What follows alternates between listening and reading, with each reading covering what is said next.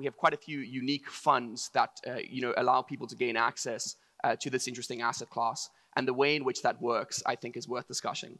So my view is very much that the key to this whole discussion and to crypto assets in general is the underlying blockchain technology. And it is currently the case that in decentralized finance, every single transaction that is possible in traditional finance is also possible in decentralized finance. And this includes everything from lending products to asset management to remittance payments to central bank digital currencies, as we will talk about. When it comes to this blockchain technology, you generally have, you can view it the same way as the internet. You can have open access or closed access, and then the companies working on top of this tech layer can either be public, private, or a government, right? So Bitcoin would be an example of an open access, publicly run asset. And I think it's important to note at this stage that crypto assets and cryptocurrencies is a bit of a misnomer because there are many different types of asset classes that fall underneath this gambit. For example, would be our mutual funds running on the blockchain. They're obviously a mutual fund. If you've got tokenized real estate, it's real estate. It doesn't matter that it happens to be tokenized or not. And currencies such as Ethereum or exchange-based currencies are far more revenue-based than assets like Bitcoin. So keep in mind, there are various asset classes within cryptocurrencies as a whole. This discussion will focus on more central bank digital currencies. And again, I'd like to emphasize that this is already happening. It's not a theoretical discussion. And if we were to take a very high-level view, the reason why I think you should care about the digital asset space is threefold.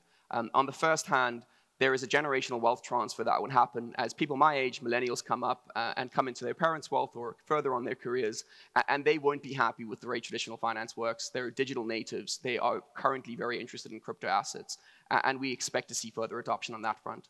The second reason is that this disruption is inevitable. Either private companies will be adopting blockchain technology, or the open finance nature of blockchain technology will cause huge disruption to all sorts of service providers in the space. We see it specifically in asset management, and we're currently walking the middle road between pure DeFi and having a regulated fund structure. And I completely agree with Zachary that there will be a convergence with respect to this disruption. The third reason is that this asset class provides you proxy access to the technology that it enables. And the entire asset class is really tiny, so of course it's volatile and has a lot of learnings to go through, but it provides proxy access to this interesting technology, and I think that's a big reason to be interested or have an allocation to crypto assets, is the huge potential it has, and for the three reasons I've listed. So I'll now hand over to the rest of the panel and continue the discussion. Thank you so very much, Matthew. Your Excellency, Ambassador Abed, thank you very much for joining us. Dr. Roubini, great to be on stage with you. I have to say that yesterday, after your outlook, your global outlook, you make me want to run to a Greek island and live off the land. You're saying that we're going to be heading into a world of inflation, of shocks, of stagflation. And it's interesting because many people would argue this is exactly the reason why there's been a rotation into decentralized cryptocurrencies. We know what your thoughts are, but yesterday you mentioned that there is a space for digital currency. So could you qualify that for us and how it fits into your economic outlook? This works. Okay. Well, if we're thinking about currencies, we have to figure out exactly what we mean. We have traditional, of course, payment systems, banks and other financial institutions. And by the way, 99% of all money and currency is digital, has been digital for the last few decades. Your bank accounts are digital, wire transfers are digital, debit cards are digital, ACH are digital. We have the fintech payment systems that so far have nothing to do with blockchain or DLT, that are significant in payment system, Alipay, WeChat Pay, UPI system in India, M-Pesa in Africa, Venmo, PayPal, tons of others in the United States. And then we have the space of what are called cryptocurrencies, and then we have the space of central bank digital currencies. So first of all, 99% of all money is digital, has been digital forever. So the question is there something special about cryptocurrencies? My first point will be the following one. Calling them currencies, in my view, is a bit of a misnomer, because anybody who knows anything about monetary theory knows that for something to be a currency, doesn't matter what's the technology you use, you have to be, first of all, a unit of account, which good and service is priced in Bitcoin or Ether or anything else, pretty much nothing. So it's not a unit of account, on that one we agree. It has to be a scalable means of payment to be a currency. As you know, with Bitcoin, you can do 5 to 10 transactions per second. With the Visa network, you can do 50,000 transactions per second. So certainly everybody agrees that proof of work is not going to be scalable. So it's not the basis for being a payment system. And proof of stake is still God knows what, and whether it's secure or not, we don't know. Third, has to be a stable store of value over goods and services and over wealth. Otherwise, it cannot be a currency. And that's why even blockchain conferences do not allow you to pay in Bitcoin. Why not? If you pay in Bitcoin, the merchant is holding Bitcoin overnight. As you know, the price of Bitcoin can go up 10% overnight. It can go down 20% overnight. If it goes down 20%, your entire profit margin is wiped out. So why would you want to use something that makes you lose potentially that? So that's a huge risk. It's not also a store of value over wealth because it's so volatile. It's gone up a lot in value. In the spring, went from 60,000 to 30,000 in a matter of weeks. So it's highly volatile, highly risky. And finally, something to be a currency has to be also a single numeraire, so we can compare the price of one good and another. But if I need a Pepsi token to buy a Pepsi-Cola and I need a Coca token to buy a Coca-Cola, I cannot even say what's the relative price of a Coca-Cola relative to a Pepsi-Cola. So the idea that you have 10,000 or 16,000 now cryptocurrencies, each one of them representing a different goods and service, and you can have a system, monetary system, it just doesn't work. Final observation on the unit of account. If anything has to be a unit of account for assets and liability, again, has to be stable in price. Suppose that you have, for example, a loan or a mortgage, say, price in Bitcoin, and suppose that you're an optimist about Bitcoin, and Bitcoin is going to go from 50,000 today to 100,000 by the end of the year. If you have a mortgage in Bitcoin, by the end of the year, you're going to be bankrupt, right? It's like somebody's borrowing in an emerging market, a mortgage in dollars, the dollar value goes up because the currency collapses, and you go bankrupt on your mortgage. So how can you even set a system in which any asset or liability is set in the price of something so volatile, upside or downside? It just doesn't make any sense. So let's agree on one thing. These are not currencies. They might be assets, and we can discuss whether they're assets. They're not currencies. And by the way, when there will be a central bank digital currency, it's going to dominate any type of private form of money, even the fintech version of it. Nouriel, thank you. I see a lot of people smiling in the audience, by the way, and I saw you also smile, David. Matthew, we'll get to what you think of Dr. Roubini's response. Ambassador, I'd like to bring you in here. You're actually the inventor of CBDCs when you were heading up the company BIT, which has also been a pioneer in assisting many central banks around the world issue CBDCs. Tell me why you wanted to launch a central bank digital currency and whether this was to counter the effects of a volatile fiat currency, or whether it's because central banks need to start thinking about the risks because of decentralized cryptocurrencies. It was neither, actually. The impetus to launching and inventing central bank digital currencies came about when the tradability between Bitcoin and the Barbados national dollar was prohibited by the commercial banks, a private institution. On one side, you had the regulators and the central bank saying they didn't have a problem with that activity, but on the other side, you had a private institution dictating the ability to have an event occur within that field. So in looking at Bitcoin and its underlying blockchain technology, the utility and usefulness of it came about in the application of that to fiat currency. And that's what led to the world's first synthetic central bank digital currency. It was the ability to want to enhance the usefulness of the central banks or the monetary authority system. And that is simply the reality of what ended up creating the first central bank digital currency.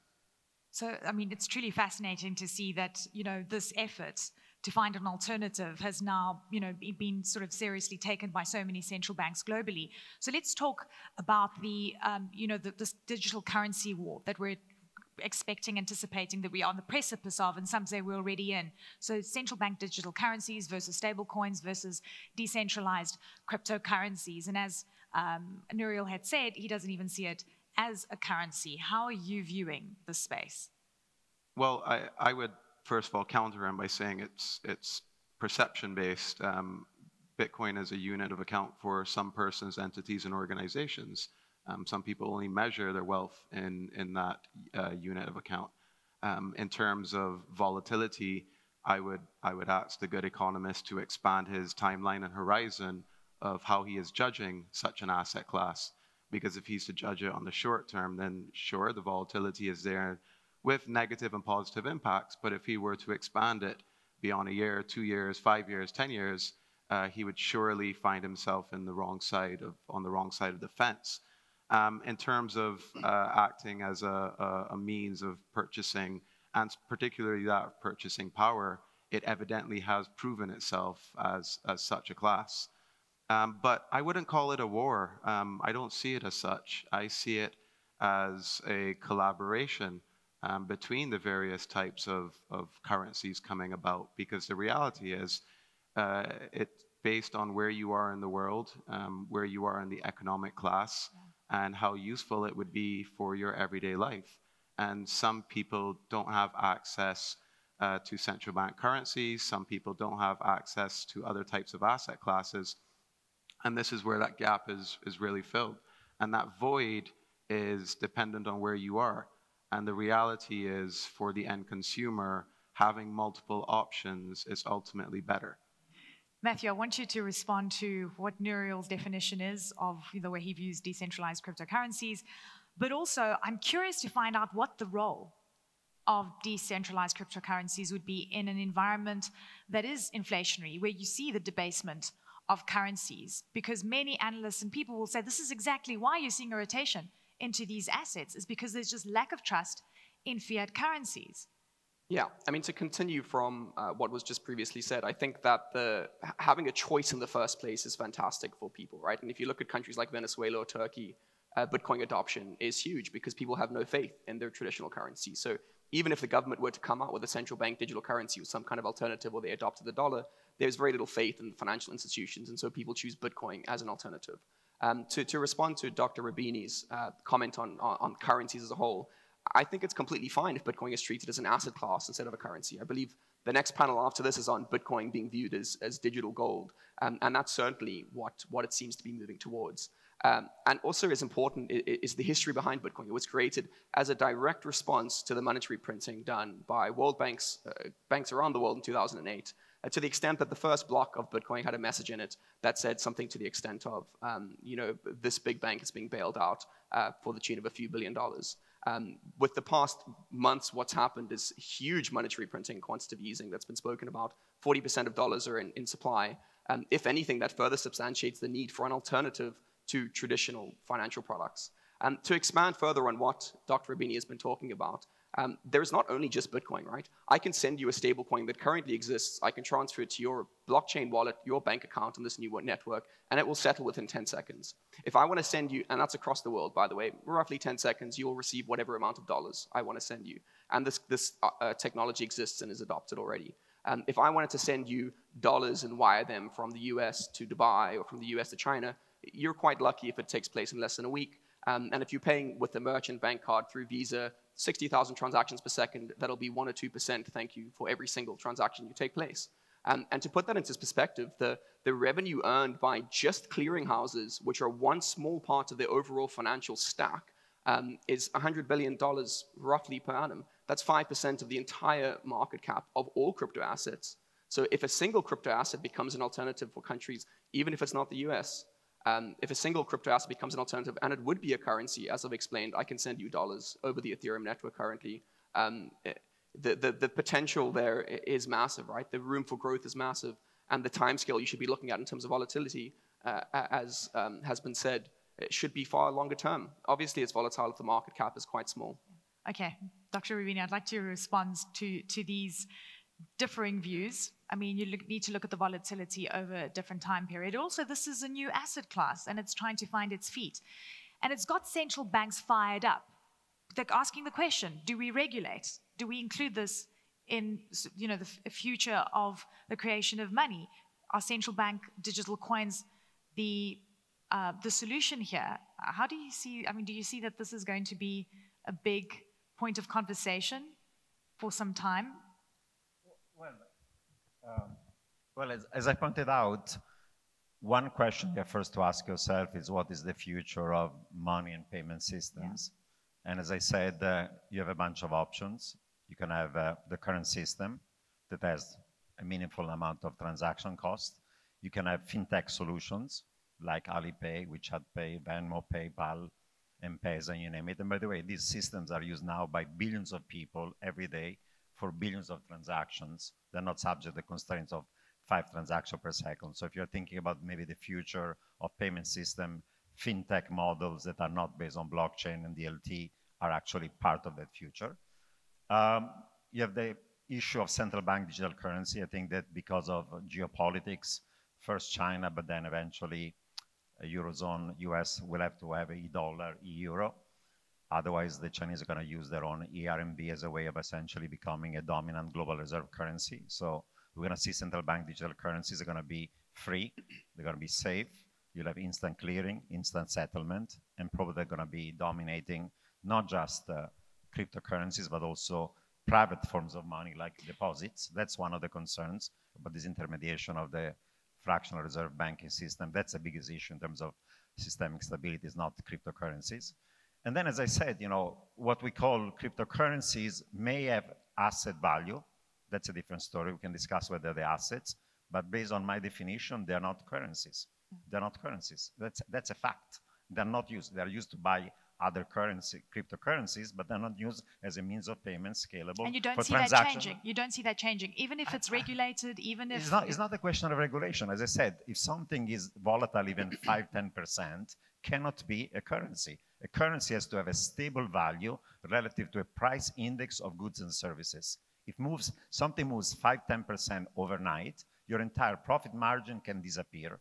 So by definition, it's not going to be a currency. It can be used for other types of transaction, maybe used as store of value, may or may not be an asset. We can have a discussion on that one, but it's not going to be a currency.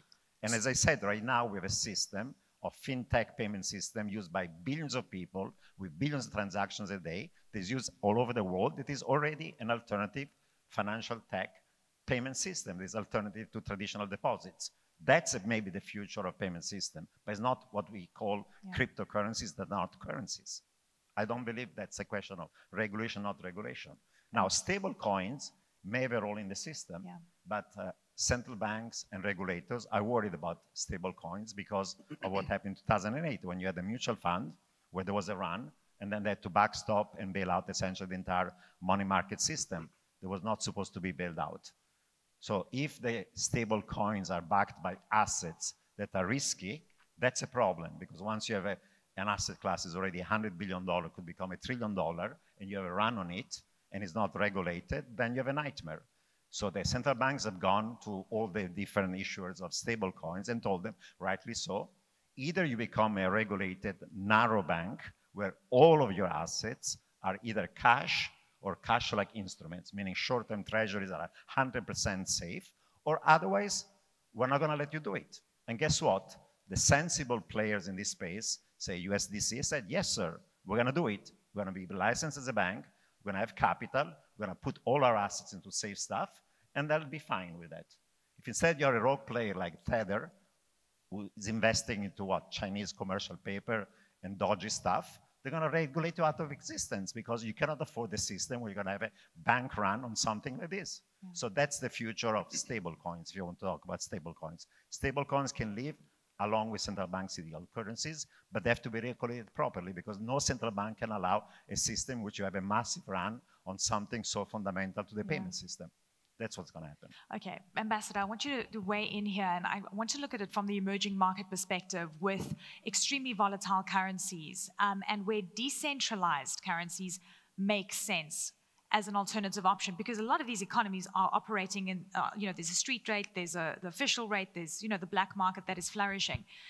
Is there a role for decentralized cryptocurrencies in that scenario? And are we just, trying to avoid the inevitable?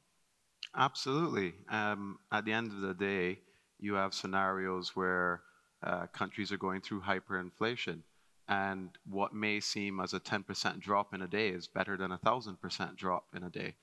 So the alternative for those particular consumers is that decentralized cryptocurrencies or permissionless ledger technologies are more adequate for their way of life. It's also a case of, with these deflationary assets, a case of the timelines of which you've held them make it very useful for you over a period of time to become comfortable with spending them and treating them as a way of currency. Furthermore, I do agree with Dr. Nouriel on his point about stablecoins, but he said twice so far on stage today, brought up the fact of something like Bitcoin's transactions per second. But I would have to ask if you understand the actual proof of work process and things like Merkle roots, because I suspect that you don't entirely understand that, because if you did, you wouldn't be constantly drawing these subjects into light, because the key component of that proof of work process is immutability. And when you have that level of immutability, you have tamper resistance, you have the inability to edit or forge a record. And furthermore, when we speak of something like a Merkle root, I can store 10,000 or 10 million transactions as a hash within one of those Bitcoin transactions that are, as you state, limited, but the expansion of that becomes infinite. And the key component of why I would have done that is immutability. I can prove all of those fintech transactions in an untrustworthy way. I can now make them trustworthy. And that's one of the key components that the Bitcoin proof of work process brings to the market. It's trust, and it's the ability to not have a ledger where somebody and a single entity, a single actor can manipulate that. And that right there has the ability to expand the trustworthiness of the financial sector. And then furthermore, that's just on layer 1. We have layer 2 technologies like Lightning Network that exceed the transactions per second of Visa and other types of networks. So I think it's pretty important to draw in those functionalities when pointing a finger and saying, well, that's one negative. We have to talk about the positive aspects of it. And the whole point of why we're all in this room, the whole point of why blockchain rose to power. And the reason that it did is for the simple fact of immutability. Do you want to respond to that, Dr. Roubini? Well, Vitalik Buterin was the creator of Ethereum, spoke about an inconsistent trinity. He said no cryptocurrency or blockchain can at the same time be scalable, secure, and decentralized. Now you look at legacy financial systems, what are they? They're scalable. You can do tons of transactions per second. They're secure. You know, from time to time, people steal my credit card information. I make a phone call, and I say, sorry, the transaction is fraudulent. In 30 seconds, they block it, and they send me one, and make me whole 100%. In the case of crypto, as you know, if you lose your private key, if somebody steals it, if somebody makes a robbery, your money is gone for good. There is absolutely no security. So it's not scalable proof of work. To make it scalable, you make it less secure, like proof of stake, so there's a trade-off. And they talk about decentralization, but honestly, there's not much decentralization in this system. The miners are all an oligopoly, concentrated. The exchanges are centralized, and they're not even using DLT as their background technology, they use traditional technology. Developers are all police, judge, and prosecutor. When something goes wrong, it's not immutable. They reverse it, or they fork it, as it happened. So it's a system that is not based on rule of law. And the Gini coefficient of inequality of Bitcoin is worse than North Korea, where Kim Jong-un and his family owns pretty much everything in the country, based on estimates of that. So people talk about decentralization is not decentralized. So people talk a system which are of this inconsistent trinity. At least the legacy systems are secure and they are scalable. Yes, they're centralized. We centralize stable, credible institutions. In crypto, most of the stuff is not scalable, is not secure, and it's not decentralized.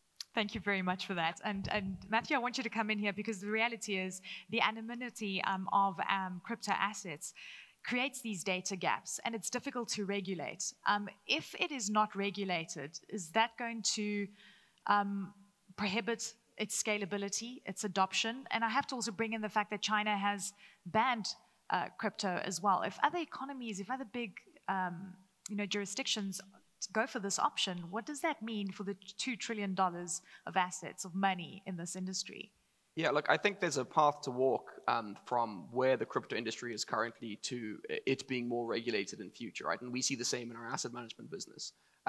One thing we've not spoken about much, but I just want to bring into the conversation as well, is the types of financial transactions that are possible in an open finance system versus what is possible in a kind of closed-off Visa-based banking system. if you're a blockchain wallet holder, you can interact through a technology exclusively, right, through a website with all sorts of financial products. They can be lending products, asset management products. You can send money to friends across the world.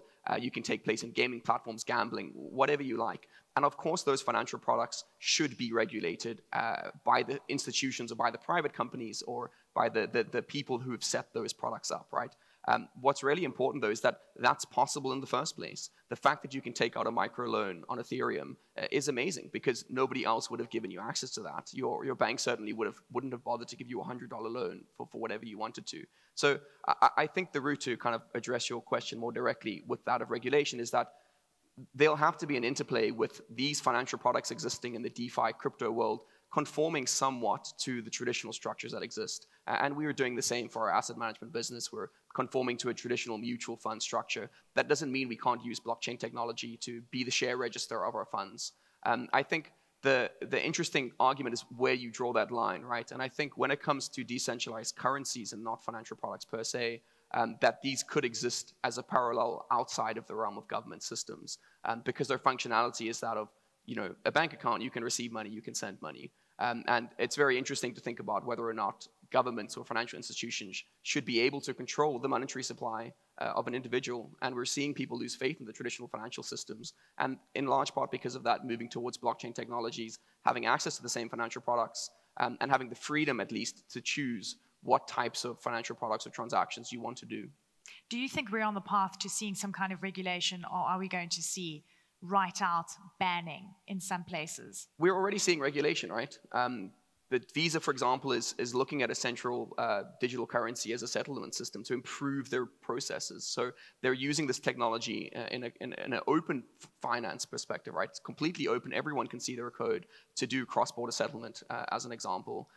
Lots of countries, especially the more nimble ones that focus on financial services, already have regulation coming out when it comes to custody of crypto assets, when it comes to accounting of crypto assets. Every single audit firm I know of has thought pieces on crypto assets and their future and the benefits they have to asset management as an industry, and regulation is coming as part of that. The same is true for the people who are advising governments. There's a lot of research and proof of concepts that are happening at the moment, and sure, it's lagging behind where decentralized finance currently is, but if we just extrapolate from the trajectory we're currently on, certainly regulation and not outright authoritarian bans will be the outcome. Okay. Ambassador, bringing you in here as well.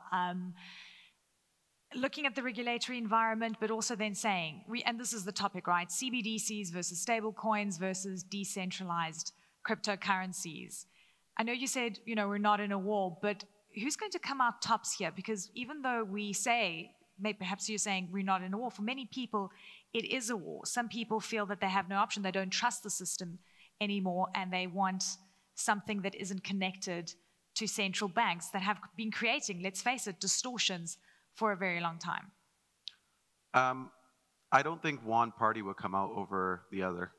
As I said, I see collaboration in the future, especially when these systems become more efficient and interoperable, which is what we're seeing roughly right now with central bank digital currencies, stablecoins, and decentralized cryptocurrencies. I think ultimately what we'll end up seeing is a scenario where the monetary authorities around the world complete the process of deploying their central bank digital currency, and then they go about with the other regulators in a fashion of regulating the activities that occur around trading, payment gateways, and accessing other types of currency types like decentralized cryptocurrencies. And I see a future, and we're obviously seeing that right now as well, of where stablecoins get a much closer look by regulators in how their reserves are managed, how they're minted, how they're redeemed, and especially how they're traded from one asset type to another. So ultimately, I expect to see a world in the future that is less human-based regulation and more regulation based on code. And what I mean by that is we're currently entering a phase of autonomous programmable money becoming the current day norm. And because of this aspect of applying logic to that of money, we can start applying the rules and regulations of the state to how these different currency types operate and operate with each other. Fascinating. I mean, look, Dr. Roubini, I want you to jump in here because you mentioned the fractional reserve banking system. And I guess many people have been asking this question, how long is it going to last in the form that it's in? What is it going to look like in the future? Is it something that you're thinking about? What form it's going to take? Are we heading into a new era? Well, I would say that in my view, the most interesting part of financial innovation is fintech. As I said, 99% of it is not related either to crypto, DLT, or blockchain. Whether you're thinking about payment systems, whether you're thinking about insurance, whether you're thinking about credit allocation, whether you're thinking about asset management, whether you're thinking about capital market activities, it's all fintech. And there are really thousands of firms that are already profits and revenues are doing very well. I don't know why people don't talk more about fintech. And fintech is a completely different system from DLT or blockchain. It's based on AI and machine learning. It's based on IoT and collecting data, billions of data on people's individual P&L, bank accounts, and so on. And then using technology like 5G and so on to make, for example, you go online, you give your financial information and personal information. In 60 seconds, they give you a loan with a certain interest rate. And that's using AI, big data, machine learning, IoT, and you name it. And it's completely revolutionizing everything, starting with payment system, as I said, but also insurance, credit allocation, and you name it. So in my view, there'll be a merger between traditional banking system and fintech. And I think that's the main revolution. What is the space of crypto and crypto finance right now is subject to a massive amount of regulatory arbitrage because by definition is not yet fully regulated. And therefore, just give you an example. People say, I can instantaneously send money from this side of the world to that side of the world. You can do it also with SWIFT. Why it takes 2 days SWIFT? It's not because of technology. They can really do it in 2 seconds. It takes 2 days because there is, guess what, ML and KYC. We have terrorists, we have criminals, we have drug dealers, we have human traffickers, we have tax evaders, and you have to do the appropriate anti-money laundering. Know your customer. It takes time. Yeah. That's the bottleneck. Well, if you have instead on crypto a nice unhosted wallet, and you want to send $1 billion, your drug dealer, to the other side of the world, another unhosted wallet, you can do it in a second. Yes, you can do it in a second because you're not subject to the appropriate regulation supervision. Yeah. The day in which you are subject to that supervision regulation like any other financial institution, your edge, once you have those compliance costs, is going to go away. So it's not a matter of technology. It's a question of whether you're properly regulated and is a fair play field between traditional financial systems that are regulated and what Gary Gensler has called the Wild West right now. It is a Wild West. The day there is not a Wild West, we'll see which kind of technology emerge, which one are successful. In my view, fintech is the future of financial system. It's going to merge with the traditional one. I think it's much more having potential than DeFi, for example. Last question to you, Dr. Roubini. $2 trillion, over $2 trillion sitting in cryptocurrency assets right now. I assume you don't hold any, right? None. I'm not talking my book. I'm either long or short. I might be right, I might be wrong, but I'm not here talking my book. Yeah, but unlike many people in the field who are day in, day out talking their book. If you were holding assets right now, what would you, because I know you've called it a bubble, I know that you're very concerned about the volatility. What should you do? We've listened to you speak about the risks and they're real. Well, as I said, in my view, the reason why Bitcoin has gone this year from 10,000 to 50,000 is not because of the worry about inflation. I worry about inflation. I spoke about it all yesterday. And inflation expectations are rising, but have gone from 1% to 2, 3%, maybe to 4%. So that's not the reason why. It's not because it's a store of value against the inflation. There are other reasons that we can discuss or not discuss. As I said, if you want to have traditional hedges against inflation, you go to short-dated treasuries, you go to TIPS and inflation index bonds, you go to gold and precious metals and maybe commodities, and you go to forms of real assets like real estate that is environmentally safe. It's going to be good hedge against inflation. There's a whole spectrum of assets that are low volatility, stable return, traditionally store of value against inflation, against deflation, against financial risk, against political risk, that to me, if you want to protect yourself against inflation or debasement of fiat currency, are much more sensible than something can go up literally 20% one day, but in April, May went down by literally 50% in a matter of weeks. I'm not going to go there. many people do. I'm not going to go there. Okay, very quickly, just last comments from you, Matthew. Yeah, so I think that the key thing here is that blockchain should be viewed as kind of the internet, right? And most fintechs ultimately are settling on traditional banking infrastructure, which is super old, it's non-innovative, despite what fintechs would have you say, right? You're lucky if you've got an API to a traditional bank. So the open finance movement is far broader than that. There's a huge amount more innovation taking place. And I think a lot of that will carry over to traditional banking, but it really eschews the status quo of how finance is currently conducted. And for me, that's what's most exciting, that innovation taking place and the crypto assets associated with those open networks.